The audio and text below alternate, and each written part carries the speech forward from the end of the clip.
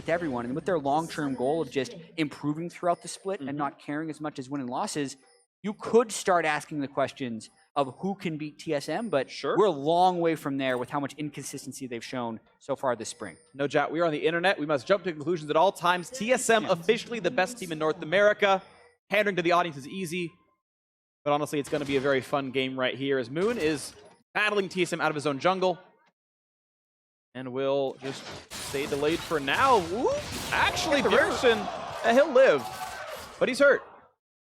And I actually wonder if Altec should have flash autoed that. It actually maybe would have killed Bjergsen. It'd be close. Yeah, he was on his 4th shot, so he may have been able to at least force the flash, and then it's a question of what do you prioritize more, your bottom lane or the lane against Bjergsen. And I feel like in most high versus Bjergsen matchups, with how much TSM focused the mid lane last game, if Bjergsen was down flash, it would hinder that strategy a lot. So I actually agree with you, Freak. I would have liked to see Altec try and flash for that 4th bullet, and even if it wasn't guaranteed a kill, it probably would have forced Bjergsen into a flash.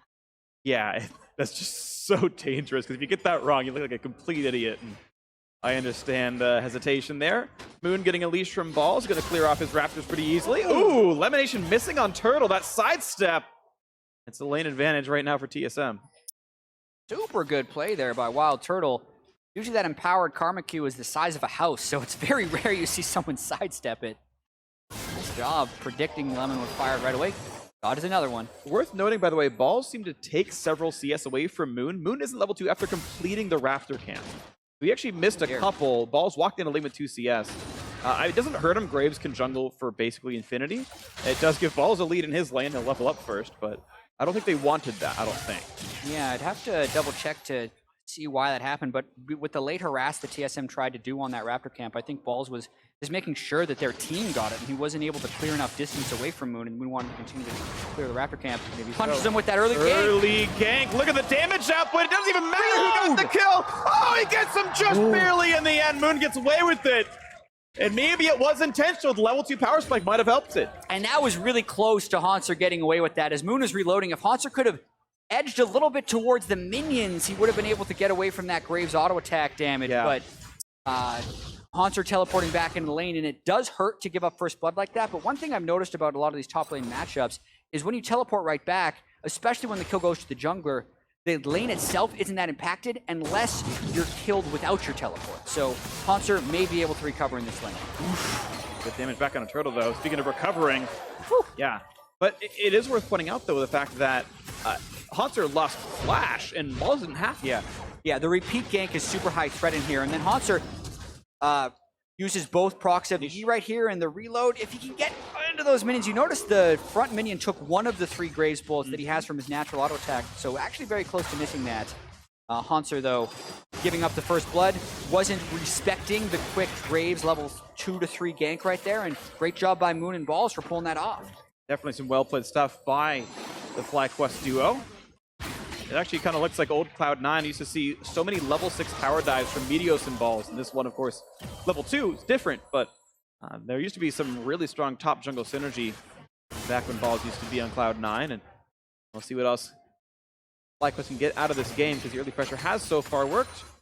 Bottom lane pushing in, but down minions actually fairly healthy right now. Ashe Nami, I'd say a better duo lane overall as far as laning phase is concerned, so not out of the realm of possibility, but it keeps happening. Interesting to note, by the way, it's a Boots potion start for Altec. We've actually seen a fair bit of this in the LCK, specifically on Jhin. It obviously means you have lower damage.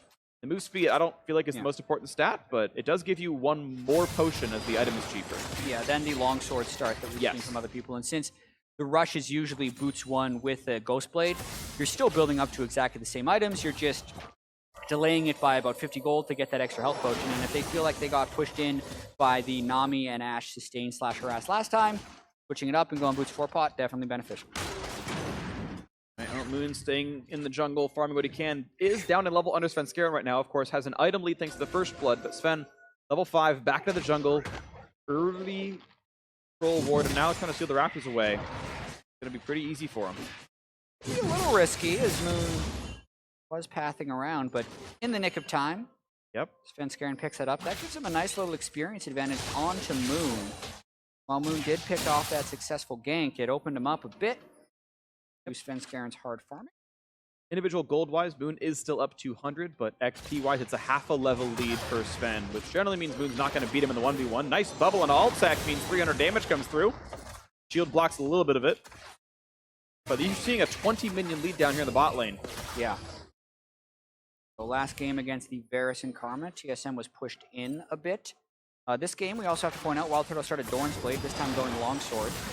So stacking the sustain with Nami, it's in the short term working out very well. Also want to point out a peculiar item choice there with the Tracker's Knife being completed by Moon's Graves. You almost always see the red smite on Graves, especially against someone like Rengar, but instead opting for the more utility-based start. Bjergsen fighting high and actually lands 0 damage at all. High jukes the skill shot pretty nicely on both sides of it. I feel like he's played Undertale before, knows how to dodge all that kind of stuff. But there we go, a fight into the top lane, but guess what? There's a Graves around, and Haunter's missing flash. Svenskaren's in here. They know he's here. Ball's gonna take the crit, take a fair bit of damage. Oh, he's gotten rooted. This is bad news. He's got to flash away after the ulti just to buy himself some time. Yeah, right there. Rather delayed counter gank there by Svenskeren, but he ends up getting what he wants. Burning the flash on balls. I think they wanted to get the empowered Bola onto Moon since they saw his flash was down from the previous gank. Try and keep this pressure up. Bjergsen is trying to roam, which would generally preface a dive. And Bjergsen's going to be on a great tower diver. He's got the shield, the stun, and the reset afterwards, and it's enough, the threat, to keep everyone else from defending the turret. So a full minion wave gets lost, maybe even the XP on it as well. And Haunter, despite getting first blooded, you can see the minion lead up 14. It's going to be even worse probably soon. Yeah, I actually think that gank being pulled back was blast cone dependent. I think Bjergsen wanted the blast cone over the wall into the Krugs and then still have his E for the turret dive. But since the blast cone had been cleared out prior, good reminder to your team, always clear out blast cones when you go through because other teams are going to use them to kill you. I think that actually prevented the dive. Really might have. And so it's just Bjergsen going back to his own lane, equal in farm against High, who, because Bjergsen went for the roam, High got to use that time to basically go for a safe recall and not lose too much overall as a player. The gold lead for FlyQuest down to, well, now it's a deficit, in fact. A lot more farm got picked up by TSM, so that first blood keeping the game equal, but they've been losing lanes pretty heavily. Here we go, trying to push Turtle off some of this farm. Biocross going to tank it up. And they're just happy to take the damage. They don't really care too much. Half HP is enough. Yeah, it kind of goes to show you health potions plus Nami sustain when a Jhin only has 2 longswords and his rush boots of swiftness. That curtain call doesn't pack much of a punch until you're starting to build up your items. So already back at full health. I think Altec's idea of trying to push them back doesn't come close to working. And TSM able to continue to shove up now with such little threat in the FlyQuest lane with curtain call being down. And it's just TSM able to shove repeatedly yet again. Of course, a pretty good recall for them since they got that BF sword longsword. And the boots, 2,700 gold. Yeah, it's a 300 lead for Wild Turtle right now in the head-to-head matchup. Here they have jungle control. Garen. Neither guy wanted to fight. They're both scared of each other. Yeah, Moon quick drew away, and of course they know he's on that side of the map. Same for Svenskeren, which means top side is safe to go 1v1. And with the 20 minion lead for Haunter, that's probably a pro TSM thing right there.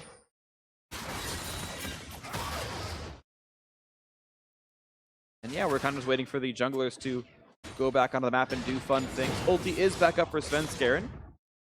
Moon has all his cooldowns as well. Warrior Enchant done for Moon, not yet for Sven, so that's a difference in power spike.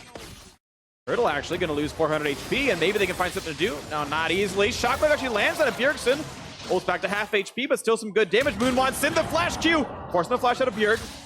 We know that Sven wants around. He's actually got a lot of ferocity and losing a lot of HP on the back end. 200 HP. Ulti gets him! Overextension for Sven, didn't have to take the fight and gets blown up by Graves. Yeah, Svenskeren definitely jumping in too far there. Fly had all summoner spells up. High still had flash, so there's really no chance that was going to kill for Svenskeren. And I have to credit FlyQuest as well for landing almost all of their skill shots in that fight. It's really difficult for Orianna to get a successful shockwave onto an Echo. Does that, still lands with Harass, saves his cooldowns for when Svenskeren jumps in and the whole team just burst him down. Or rather, Moon and Fly High burst him down right in that mid lane after Svenskeren jumps in. Yeah, still beautiful stuff. We can watch the beginning of that fight and then the back half afterwards. Yep.